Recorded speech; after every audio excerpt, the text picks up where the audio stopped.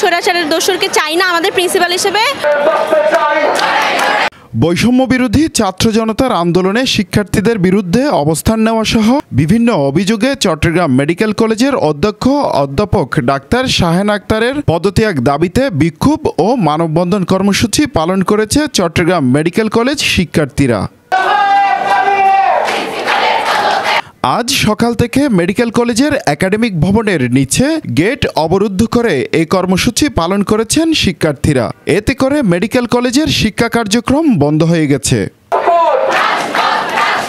আন্দোলনরত শিক্ষার্থীরা অধ্যক্ষ শাহেনা আক্তারের ব্যাপারে বিভিন্ন অভিযোগ তুলে ধরে বলেন, শাহেনা ম্যাডাম উনি হচ্ছে যে এখনো হচ্ছে যে আমাদের দাবিটা মেনে নেন নাই, যার কারণে হচ্ছে উনি 3 দিনের ছুটিতে চলে গেছেন।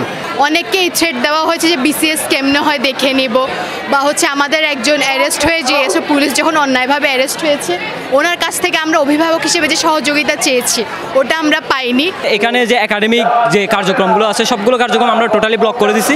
আমাদের যে একাডেমিক ভবন যেটা আছে সেটার যে গেটগুলো আছে পুরো টোটালি ব্লক, অর্থাৎ আমাদের টিচাররা যারা এখানে এসে এখানে এসে হচ্ছে তাদের ফিঙ্গারপ্রিন্ট দিত সেটাও আমরা টোটালি ব্লক রাখছি। এখন যত ধরনের একাডেমিক কাজ আছে, ফরেন্সিক মেডিসিনের কিছু পুলিশি কাজকর্ম আছে সেগুলোও ব্লক, এবং এখানে কিছু রুগীদের যে টেস্টের ব্যাপার স্যাপার আছে মাইক্রোবায়োলজিতে সম্পূর্ণ ব্লক। উনি একজন স্বৈরাচারের দোসর। উনি আন্দোলন চলাকালে আমাদের শিক্ষার্থীদের সাথে না দিয়ে উনি শান্তি সমাবেশ করছে, ঠিক আছে?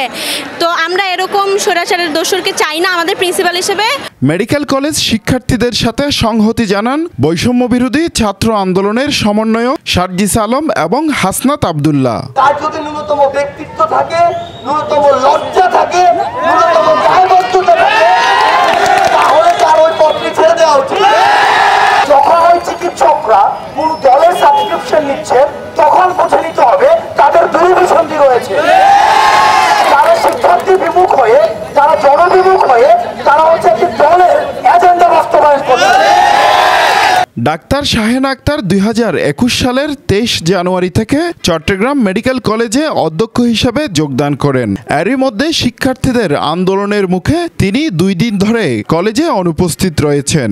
অধ্যক্ষ শাহেন আক্তার পদত্যাগ না করা পর্যন্ত আন্দোলন চালিয়ে যাবে বলেন শিক্ষার্থীরা। দোসর আমাদের এই অধ্যক্ষের পদত্যাগ চাচ্ছি। এই স্বৈরাচার প্রিন্সিপাল উনি পদত্যাগ করুক সসম্মানে এসে, এটাই আমাদের দাবি।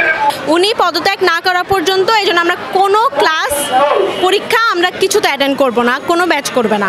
যতদিন পর্যন্ত তিনি পদত্যাগ করবেন না আমাদের কর্মসূচি ততদিন পর্যন্ত চলবে। শিক্ষার্থীদের এক দফা এক দাবি, অধ্যক্ষ শাহেন আক্তারের পদত্যাগ চাই।